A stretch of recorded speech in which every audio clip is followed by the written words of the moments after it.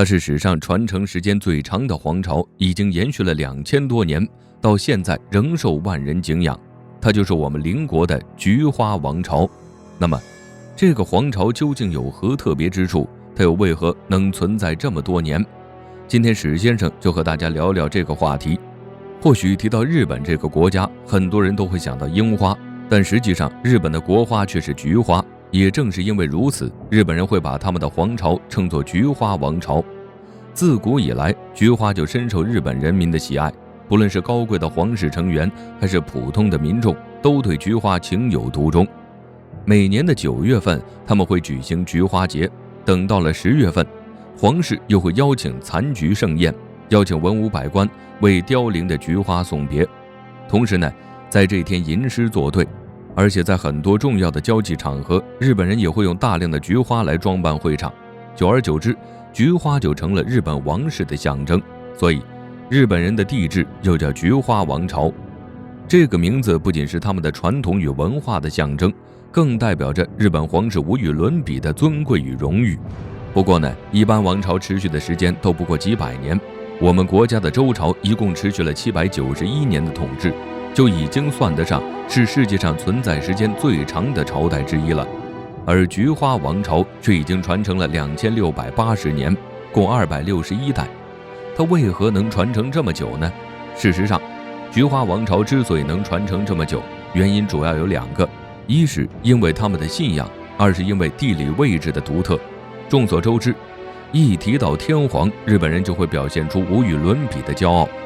他们会认为自己的天皇是至高无上的存在，而菊花王朝从建立之初就被称为是天照大神传人。有了神明的加成，百姓对这个王朝更是敬重无比。他们在日本民间有着巨大的影响力，即使是在后来因为各种变故，皇室的权力被剥夺，甚至连天皇都沦为了黑帮的工具人，但民众依旧对他们敬重有加。因此天皇和他的菊花王朝成员并没有被处死，而是得以传承了下来。在航海工具并不强大的古代，日本独特的地理位置也让菊花王朝得到了很大的保护。早在元代，我们国家就曾2度发兵征讨日本，但是呢，由于当时海上航行工具并不发达，再加上海洋上暴风雨频发，使我们的船队损失惨重，皇帝只能被迫终止了征伐日本的打算。再有就是日本境内的地貌其实并不利于农耕，而且非常错综复杂，在古代皇帝看来，他们的利用价值并不算大，所以即使到了航海工具较为发达的明朝，皇帝也没有想着要去日本灭掉菊花王朝，因为在他们看来，这个王朝十分微不足道，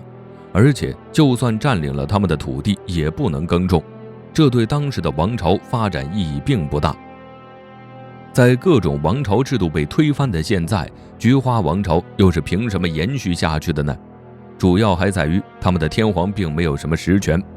外表听起来至高无上的天皇，实际上不过是一种外在形式而已。王朝的大部分权力都被日本的幕府所掌控，天皇更像是大家的精神寄托，在重要场合或者庆典时出现就够了。真正的权力掌握在日本首相手中，所以天皇的存在并不会对真正的掌权人造成实质性的威胁，因此他们也没有必要废除这个延续了1000年的菊花王朝。而他们之所以会让天皇在重大场合出现，是因为对于日本的百姓而言，见到天皇就能够给他们带来福气，这更像是一种传统。实际的掌权人如果想要罢免天皇，那等于是在对日本平民作对，稍有不慎就可能会让他们的统治发生分裂，最后不论是普通的百姓还是实际的掌权人都得不到什么好处。简而言之，就是信仰的力量比权力的力量更大，所以历代的实际掌权人都不敢轻易挑战天皇的影响力。而历代天皇为了保证自己后代血统的纯正，会采用近亲结婚的方式来培养后代，但由于频繁的近亲结婚，导致很多后人都出现了身体上的问题，其中最让人头疼的就是男性的生育率很低。如果王室想要改变这一情况，就必须要在普通百姓中寻找合适的人选，这也导致发生了很多悲剧性的事情，其中最广为人知的就是美智子皇后的故事。美智子皇后原名正田美智子，她在一次大赛上认识了皇室成员鸣人，她的才华和美貌让鸣人心动不已，于是鸣人便央求自己的母亲让自己娶正田美智子为妻。但问题就出在美智子的家族世代经商，在皇室成员看来，她卑贱而又低下，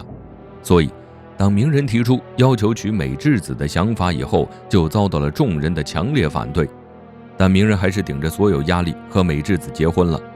听起来似乎是一段佳话，实际上美智子的婚后生活却十分悲惨。鸣人的母亲和其他皇室成员处处看不起她，经常针对她，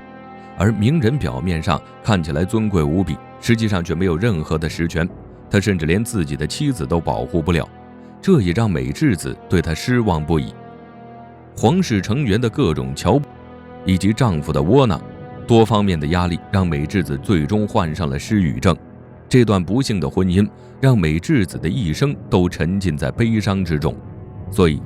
在她临死前，她甚至拒绝和鸣人合葬。但有关美智子的悲剧并没有就此停止，因为当她的儿子长大以后，当年的故事又再次重演了。她的儿子看中了身为外交官的雅子，雅子和美智子一样，本来年轻貌美，才华横溢，可以拥有精彩无比的大好人生，但是呢，就因为被天皇继承人看中，所以必须放弃原本属于自己的生活，进入皇室之中，为皇室繁衍后代，守着各种刻板无比的制度，在深宫中度过枯燥而又乏味的一生。可见日本皇室表面上看起来虽然风光无比，但内地里却不见得有多好。在古代，他们曾一度掌握着绝对的权力，但随着第二次世界大战一起结束的，还有日本皇室的绝对权力。现如今，这个皇室虽然依旧存在，但它却没有任何一点权力，它更像是一种摆设，而皇室的子女也一生都被这种摆设控制着。那尊贵无比的身份对于他们而言，更像是一种桎梏，因为身份的存在，他们终其一生都无法真正做自己，这何尝又不是一种悲哀呢？值得一提的是，虽然到了现代社会，菊花王朝早就失去了最开始存在的意义，也不再拥有政权，但日本人对菊花的执念却是一直存在的。即使是到了今天，他们也会特意为赏菊花而过节。对于日本的武士而言，菊花的存在更是具有特别意义。他们在切腹自尽以后，会忍着剧痛将自己的武器妥善放好，然后再转过去欣赏美丽的菊花。虽然这听起来有点不协调，但这却是日本人个性的体现。对于那些武士而言，自己的武器和菊花一样重要。虽然菊花王朝存在的时间只有几千年，但早在4世纪时，日本就已经有了菊科植物的引入，并且在当时就得到了广泛的栽培。因此在后续的千百年之中，日本人对菊花都十分看重。在他们的不同发展时期，菊花都被赋予了不同的符号以及意义。